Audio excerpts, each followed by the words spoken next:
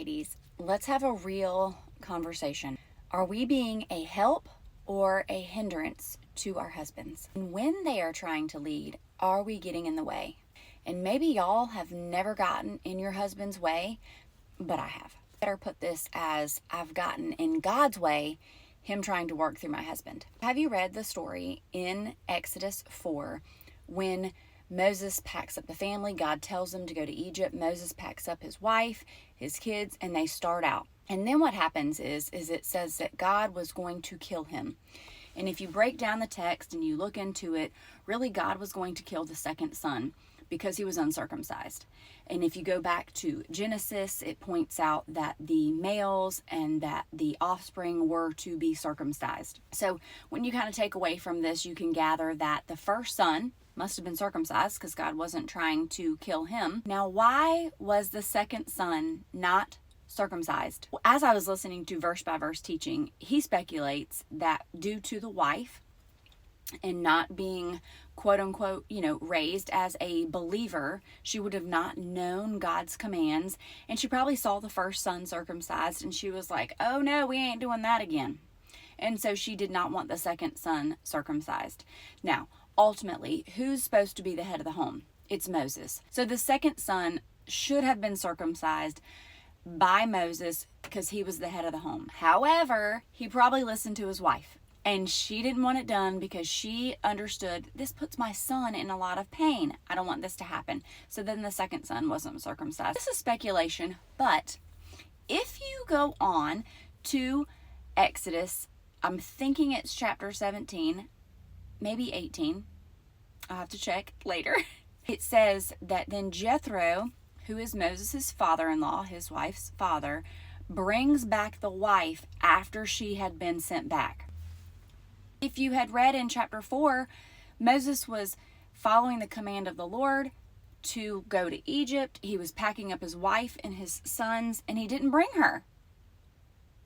Now, when she performed that circumcision and threw that skin at Moses' feet, she said, "You are a bridegroom of blood to me." I think she was upset. She was upset that she had to carry out this circumcision, or that meant death for her child. Right? She didn't like what God was requiring of Moses and of her child. And so she was mad. And so I think Moses sent her and her sons back because she would have been a hindrance. What if when God said to do this plague or that plague, she didn't like what was going on, argue with Moses? Moses couldn't have that. My question, at least for myself, is when the Lord is asking my husband something of our family, do I come underneath his covering and line up with inevitably the Lord, but line up under submission? Oh, that's a dirty word in church, and I hate that it's a dirty word in church. It should not be a dirty word in church. Submission. It's a great word. God created our husbands to lead our family by his authority, that they would love us as Christ loved the church. Christ gave up his life for the church. Now, I know there's going to be some comments about how husbands don't always do this, but wives, come on. We don't always do what wives should be doing. Do we act like how the church should really be acting all the time? No, we don't.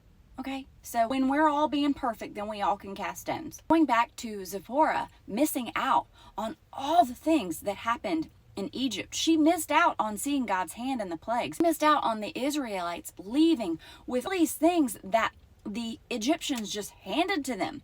That was God. She missed out on the Red Sea when the Israelites passed through the waters. She missed out on it all.